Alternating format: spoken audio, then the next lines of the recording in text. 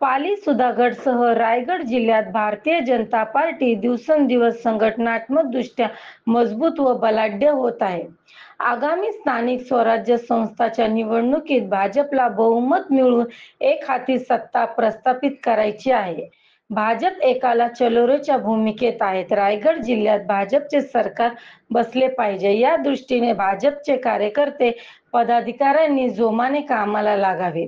तर रायगड जिल्ह्यात पालकमंत्री पदावरून शिवसेना व राष्ट्रवादी अजित पवार यांच्यात संघर्ष सुरू आहे.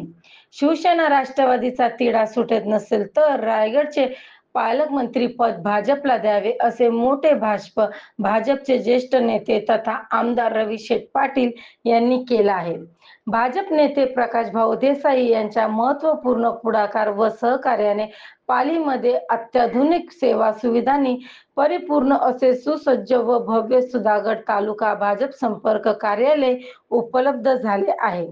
या संपर्क कार्यालयाचे शानदार उद्घाटन राज्यसभेचे खासदार धैर्यशील पाटील, आमदार रवी शेठ पाटील, भाजप नेते प्रकाशभाऊ देसाई, गीताताई पालरेचा, राजेश मपरा, आलाप मेहता, दादा घोसाळकर, श्रीकांत ठोंबरे, आरिफ मणियार, प्रणाली शेठ, पराग मेहता, नरेश खाडे, राजेंद्र गांधी, सुशील शिंदे, अजय खंडागळे अँड आरती गुप्ता, शिरीष सकपाळ, सरपंच प्रणिता खाडे यांच्या प्रमुख उपस्थितीत करण्यात आले.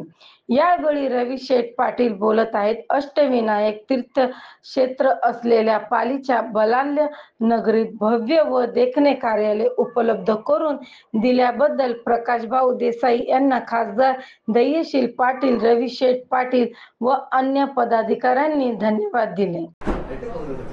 सर, काय सांगाल? सुधागड तालुक्यामध्ये इनकमिंग जोरात सुरू आहे. रासळ ग्रामपंचायतीचे प्रमुख सरपंच असतील किंवा अन्य कार्यकर्त्यांनी प्रवेश केलेला आहे. याबरोबरच कार्यालयाचं देखील उद्घाटन झालेलं आहे. कशा पद्धतीने भाजप संघटना भविष्यामध्ये बळकट होईल? या तालुक्यात सुंदर अशी काम चाललेलं आहे. श्रीकांत ठोंबरे यांच्या नेतृत्वाखाली इथं ह्या ठिकाणी काम चांगलं चाललेलं आहे. ह्या ठिकाणी बहुसंख्य ग्रामपंचायतीने बहुसंख्य लोक हे भाजपच्या पाठीमागे लागलेले आहेत. भाजपबरोबर काम चाललेलं आहे. ते काम चांगलं आहे. त्या दृष्टीनं इथं ह्या ठिकाणी इन्कमिंग जोरात सुरू आहे. आगामी जिल्हा परिषद असतील, पंचायत समिती निवडणुकांमध्ये भाजप हे केवळ सुधागड पेनमध्ये नव्हे तर रायगड जिल्ह्यात कसा प्रभाव पाडेल? या ठिकाणी या तालुक्यातल्या दोन्ही जिल्हा परिषद, 4 पंचायत समिती ह्या 100% भाजप जिंकणारच आणि त्यात कुठलाही किंतु नाही. आज कार्यालयाचं उद्घाटन झालंय. कार्यकर्त्यांना आपलं काय आव्हान असेल? या कार्यालयातून कशा पद्धतीनं काम असा एवढं सुंदर कार्यालय हे झालंय. जिल्ह्यात नावाजलेलं इथे कार्यक्रम होतील आणि ह्या ठिकाणी हा उपेक्षित राहिलेला तालुका हा पूर्णपणे कामाला लागलेला आहे. पूर्णपणे तालुक्यातले कार्यकर्ते ह्या ऑफिसमध्ये येतील. इथं ह्या ठिकाणी ह्या ऑफिसचा पूर्णपणे लोकांच्या कामासाठी उपयोग करून घेतील.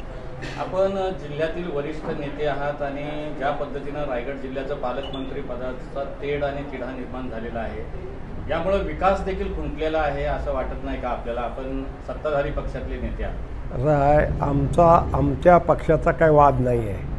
आम्ही ही सर्वांना बरोबर घेऊन जाणार आहोत.